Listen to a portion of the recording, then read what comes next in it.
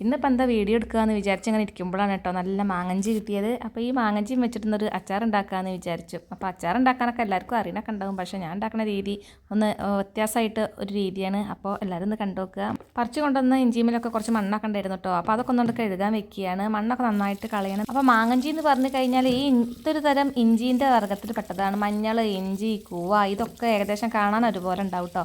പക്ഷേ ഇതിന് പറഞ്ഞു കഴിഞ്ഞാൽ ഇതിൻ്റെ ഒരു സ്മെല്ല് മാങ്ങേൻ്റെ സ്മെല്ലാവും, അറിയാത്തവർക്ക് വേണ്ടിയിട്ടാണ് കേട്ടോ.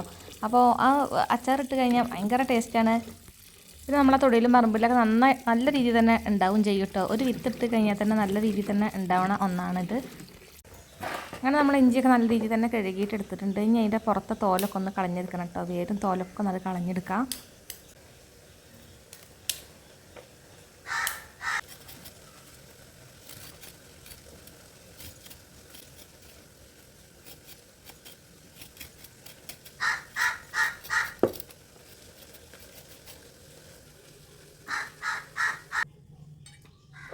കുറച്ച് നേരം കത്തിയോണ്ടൊക്കെ നന്നാക്കിയതിന് ശേഷം പിന്നെ ഇതാക്കുന്നത് ഞാൻ ഈ ഒരു പീലർ എടുത്തിട്ടുണ്ട് കേട്ടോ. അതുകൊണ്ടാക്കുമ്പോൾ അത് ഏറ്റവും സിമ്പിളായിട്ട് എനിക്ക് തോന്നിട്ടോ. അപ്പോൾ കുറച്ച് നേരം ഇനി ബാക്കിയുള്ളത് ഞാൻ ഇതുകൊണ്ടാണ് തോലൊക്കെ കളഞ്ഞിട്ടെടുക്കുന്നത്. അങ്ങനെ തോലൊക്കെ കളഞ്ഞിട്ടുണ്ടായിരുന്നു നമ്മൾ മാങ്ങഞ്ചി തേക്കണോ ഒന്നും കൂടി നല്ല വൃത്തിയിൽ കഴുകി കൊടുക്കുകയാണ് കേട്ടോ.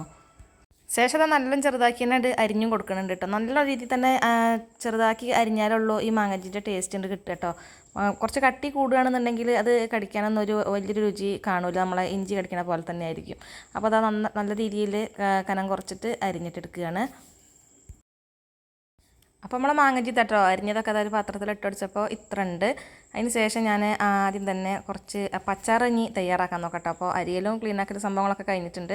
അപ്പോൾ ഒരു സ്പൂണ് ഉലുവ എടുത്തിട്ടുണ്ട് കേട്ടോ. ഉലുവ പൊടിച്ചത് നമുക്ക് ആവശ്യമാണ്. അപ്പോൾ ഞാനൊരു പാനിലേക്ക് ഉലുവ ഇട്ട് കൊടുക്കുകയാണ്.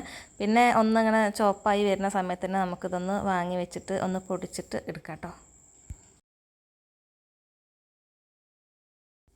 അപ്പോൾ അതാ നമ്മളെ ഉലുവ പൊടിച്ചത് ഇവിടെ റെഡി ആയിട്ട് വന്നിട്ടുണ്ട്. അപ്പോൾ ഇനി നമുക്കൊരു ചീനച്ചട്ടി അടുപ്പത്ത് വയ്ക്കാം. അതിലേക്ക് ആവശ്യത്തിനുള്ള കടുക് ഇട്ട് കൊടുക്കാം.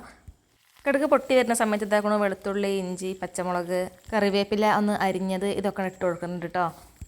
അപ്പോൾ ഈ കൂട്ടൊക്കെ ഒന്ന് നന്നായിട്ട് വഴന്ന് വരുന്ന സമയത്ത് തന്നെ ഞാനിത് സ്റ്റവ് ഒന്ന് ഓഫാക്കി കൊടുക്കുന്നുണ്ട് കേട്ടോ. ഓണാക്കി കഴിഞ്ഞാൽ നമുക്ക് പിടിച്ചാൽ കിട്ടില്ല. നമ്മളെ പൊടികളൊക്കെ നല്ല കരിയാനൊക്കെ ഉള്ള സാധ്യത ഉണ്ട്. അപ്പോൾ ഒക്കെ അതിനുള്ള ധൈര്യം ഉണ്ടായില്ല കേട്ടോ.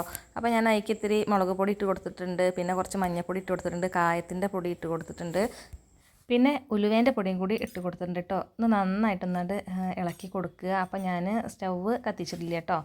നമ്മളെ ഇരുമ്പിൻ്റെ ചീനച്ചട്ടിയാണ്. അപ്പോൾ നമുക്ക് നല്ല ചൂടുണ്ട് കേട്ടോ നമ്മളെ ചട്ടിയൊക്കെ. അപ്പോൾ അതാക്കണം കുറച്ച് വെള്ളം കൂടി ഒഴിച്ച് കൊടുക്കുന്നുണ്ട്. നമ്മളെ പൊടിയൊക്കെ ഒന്നുകൊണ്ട് ലൂസാക്കി എടുക്കണമല്ലോ, അതിന് വേണ്ടിയിട്ട് ഇതാക്കണോ ഒരു ഏകദേശം ഒരു 1/4 ഗ്ലാസ്സോളം വെള്ളം ഞാൻ ഒഴിച്ച് കൊടുത്തിട്ടുണ്ട് കേട്ടോ.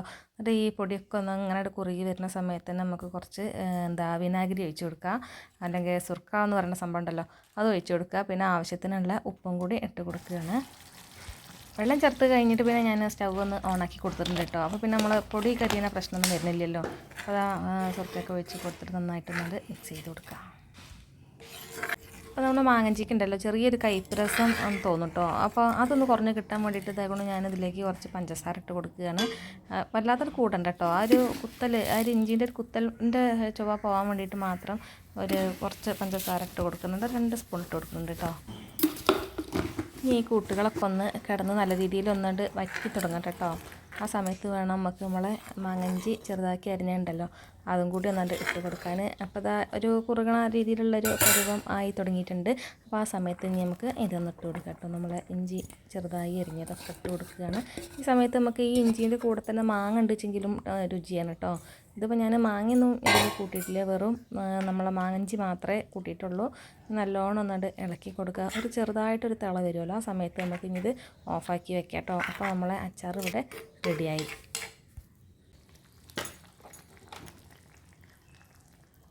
പിന്നെ നമ്മൾ അച്ചാറൊക്കെ നല്ലോണം ചൂടാറിയതിന് ശേഷം ഒരു കുപ്പിയിലേക്ക് മാറ്റി വയ്ക്കാം കേട്ടോ. അപ്പോൾ ഞാൻ ഒരു പൊട്ടണ കുപ്പിയിലേക്ക് കുറച്ച് മാറ്റി വയ്ക്കുന്നുണ്ട്, ബാക്കി നമുക്ക് ഉപയോഗിക്കാം. അധികം വലിയ അളവിലൊന്നും ഉണ്ടാക്കി വെച്ചിട്ടുണ്ടായിരുന്നില്ല കേട്ടോ. അപ്പോൾ ഞാൻ കുറച്ച് എടുത്തിട്ട് എന്നാൽ ഫ്രിഡ്ജിലേക്ക് വെക്കാമല്ലോ എന്ന് വിചാരിച്ചിട്ട് ചെറിയൊരു കുപ്പിയിലേക്ക് മാറ്റി വെക്കുകയാണ്.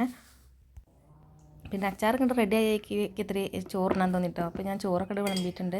ചോറെടുത്തു, പിന്നെ നമ്മളെ പപ്പടം എടുത്തു, മാങ്ങഞ്ചി അച്ചാർ, നമ്മളെ ചീര തോരൻ, കോവയ്ക്ക മെഴുക്ക് പുരട്ടി, പിന്നെ നമ്മളെ പരിപ്പും ചീരയും കറി കേട്ടോ. അപ്പോൾ ഇനി ഇതൊക്കെ കൂട്ടിയിട്ടൊരു പിടുത്തം പിടിക്കട്ടെ. അപ്പോൾ ഇന്നത്തെ വീഡിയോ കൂട്ടുകാർക്ക് ഇഷ്ടമായി എന്ന് വിചാരിക്കണോ.